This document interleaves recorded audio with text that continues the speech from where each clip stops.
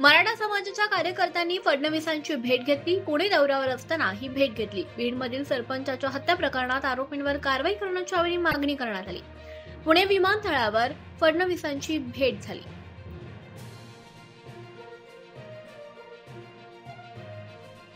शिवसेना खासदार श्रीकांत शिंदे यांनी काँग्रेस आणि विरोधकांवर जोरदार हल्लाबोल केला. संविधानावरील चर्चेवर बोलताना श्रीकांत शिंदे यांनी काँग्रेसवर जोरदार टीका केली. काँग्रेसने कायम बाबासाहेबांचा विरोध केला. संविधानाच्या नावाने यांनी फेक नरेटिव्ह चालवला. मतदारांनी काँग्रेसला 400 वरून 40 वर आणलं असा टोला श्रीकांत शिंदे यांनी उपस्थित केला. त्याशिवाय सावरकर प्रकरणावरून सुद्धा श्रीकांत शिंदे यांनी काँग्रेसला सवाल उपस्थित केला. यांनी संविधानाचं कव्हर असलेलं पुस्तक वाटलं, पण आत कोरी पानं होती. संविधान कोणाच्या राज्यात धुक्यात होतं असंही श्रीकांत शिंदे यांनी सवाल विचारला.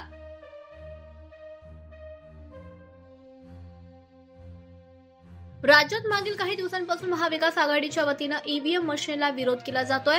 त्याशिवाय राज्यात मागील काही दिवसांपासून महाविकास आघाडीच्या वतीनं ईव्हीएम मशीनला विरोध केला जातोय. त्याविषयी शंका व्यक्त केली जाते. पण ईव्हीएम हे पंतप्रधान मोदी यांनी आणलं नसून काँग्रेसच्या काळात आलाय. ज्यावेळेस काँग्रेसला चांगलं यश मिळतं त्यावेळेस काँग्रेस आणि त्यांचे सहकारी ईव्हीएमला काहीच दोष देत नाही.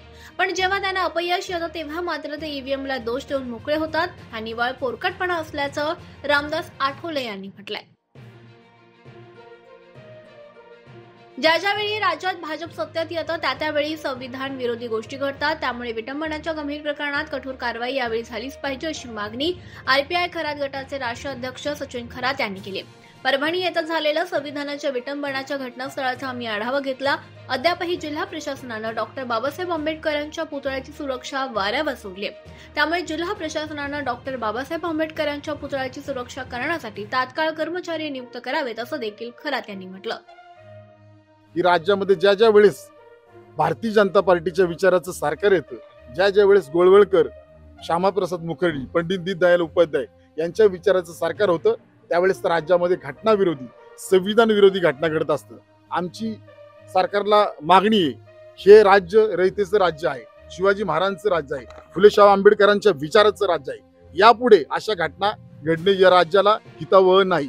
त्यामुळे कृपया करून आम्ही मागणी करतो की यावेळी कोणत्याही परिस्थितीमध्ये यांच्यावर कठोर कारवाई करा. कठोर कारवाई जर होत नसेल तर आंबेडकरी समाजाला परत आंदोलन करावं लागेल हे मी सरकारला आपल्या माध्यमातून सांगत आहे.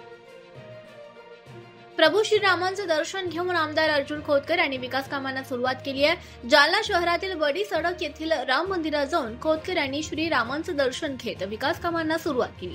लोकांनी मला ज्या आशा अपेक्षाने निवडून दिल्या त्या अपेक्षा आता मी पूर्ण केल्या पाहिजेत असं म्हणत आम्ही प्रभू श्रीरामाचा आशीर्वाद घेऊन कामाला लागलो असल्याचं खोतकर यांनी म्हणाले. दरम्यान आज रात्री मी नागपूरला जाणार असून मला मंत्रिमंडळात घ्यायचं की नाही हा अधिकार एकनाथ शिंदे यांचा आहे असंही खोतकर म्हणाले. Federation of motor sports club of India मान्यतेखाली होणाऱ्या Indian national rally sprint championship स्पर्धेच्या अंतिम फेरीपूर्वीच्या प्राथमिक फेरी आता पूर्ण झाली आहे. रविवारी 14 डिसेंबर 2024 रोजी होणाऱ्या अंतिम आणि निर्णायक फेरीमध्ये भारतातील अव्वल आणि सर्वोत्तम रायडर्स मधून राष्ट्रीय विजेता ठरणार आहे.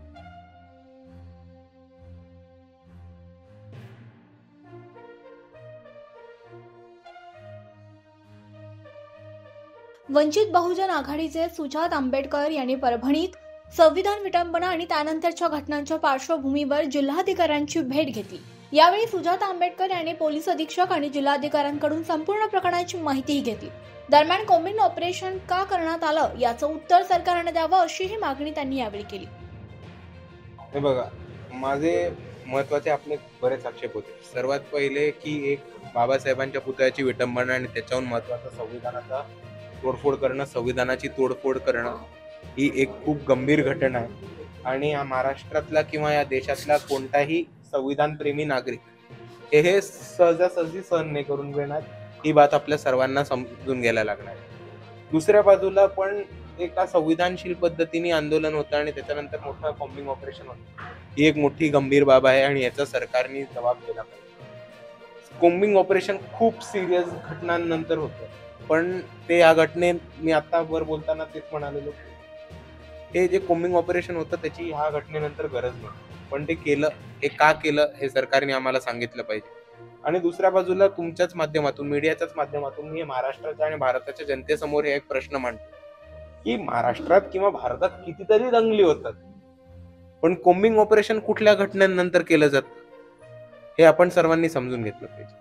जिकडे कुठेही दलित अत्याचाराविरुद्ध आवाज उठवतात किंवा जिकडे जिकडे आंबेडकरवादी प्रतीकांवरती हल्ले होतात, त्याच्यानंतरच हे सरकार इकडचं कोम्बिंग ऑपरेशन करतं, हा एक मुद्दा आपल्या सर्वांना समजून घेतला पाहिजे. आणि ह्याच्याबद्दलच बोललो. दुसऱ्या बाजूला जे निर्दोष लोकांवरती गुन्हे लागलेत, कितीतरी महिलांना अटक झाल्यात, कितीतरी तरुणांना हे त्यांच्यावर आयुष्य उद्ध्वस्त होऊ शकतं, कारण त्यांच्यावरती महत्वाचे खटले लागलेत, गंभीर खटले लागले. ते मागे घेऊन तमाम निर्दोषांना सोडणं आणि त्यांची सुटका करणं, याच्यासाठी आमची भेट घेतली. माजी सैनिकांची कोट्यावधी रुपयांची आर्थिक फसवणूक करणाऱ्या विरुद्ध तात्काळ कारवाई करण्याच्या मागणीसाठी माजी सैनिकांनी आज पोलीस आयुक्त कार्यालयासमोर तीव्र आंदोलन केलं. यावेळी फसवणूक करणाऱ्या सर्व आरोपींना अटक करावी, तसंच त्यांना न्यायालयापुढे सादर करून हा तपास तात्काळ पूर्ण करून सर्व माजी सैनिकांना त्यांचे पैसे लवकरात लवकर मिळावे, अशी भावना यावेळी सैनिकांनी व्यक्त केली. आज पुणे कमिशनर ऑफिस समोर माजी सैनिकांचं आंदोलन होत आहे. विषय असा आहे की गेल्या 4 महिन्यापूर्वी बीटी कवडे रोड या ठिकाणी SG ट्रेडिंग कंपनीने 355 माजी सैनिकांची फसवणूक केली. 30 कोटीपेक्षा जास्त रुपयांची फसवणूक, त्याची नोंद पुणे पोलीस ठाण्यामध्ये त्याची नोंद झालेली आहे. गेल्या 4 महिन्यापासून पुणे पोलीस योग्यरित्या तपास करत नाही. मुख्य आरोपी जे आहे ते आरोपींना अटक आतापर्यंत केलेली नाही. त्याच्यासोबत काम करणारे जे स्टाफ आहे, ज्या लोकांनी या लोकांना कन्व्हिन्स केला, पैसे गुंतवण्यासाठी त्यांना विनंती केली किंवा त्यांनी माहिती दिली, अशा आरोपींना सुद्धा अटक केली नाही. गेल्या 4 महिन्यापासून हा विषय पुणे पोलीस आयुक्तांना माहिती असून सुद्धा आरोपींना अटक केली जात नाही आणि माजी सैनिकांना न्याय मिळत नाही. या ठिकाणी पुणे पोलीस आयुक्तांना एक सामाजिक कार्यकर्ता या नात्याने मी विनंती करतो की जे लोक आज आंदोलन करतात ते देशाचे माजी सैनिक आहेत.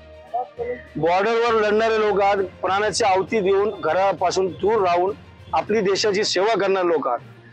हे खंत मी या ठिकाणी व्यक्त करतो की माजी सैनिक आंदोलन करतात आणि पुणे पोलीस याची दखल घेत नाही. 4 महिने झाले तुम्ही विलंब लावलेला आहे. गेल्या 4 महिन्यापासून तुम्ही याचा तपास करत नाही. या 4 महिन्यामध्ये तुम्ही आरोपीला अटक केली नाही. का विलंब लावलेला या केसमध्ये अनेक प्रश्न या ठिकाणी उपस्थित होतात. आम्ही सामाजिक कार्यकर्ते या नात्याने पुणे पोलिसांना आवाहन करतो की त्वरित आरोपींना अटक करा, त्यांना न्यायालयासमोर उभा करा आणि त्याची मालमत्ता जप्त करून ज्या लोकांनी माजी सैनिकांनी गुंतवणूक केलेली आहे त्यांचा परतावा म्हणून त्यांना परतफेड करावी आणि पोलिसांनी यामध्ये योग्यरित्या तपास करून न्याय मिळवून द्यावा, यासाठी आजचं हे आंदोलन होत आहे. मालेगाव ते माहूर जाणाऱ्या बसला नावा फाटाजवळ भीषण अपघात झाला. या अपघातामध्ये साधारणतः 3 प्रवासी जागीच ठार झाले. ही घटना साधारणतः शनिवारी दुपारी 3च्या दरम्यान घडली. या घटनेमध्ये जवळपास 15 ते 20 लोक जखमी झाल्याची माहिती समोर येते. या बसमध्ये 30 ते 35 प्रवासी होते.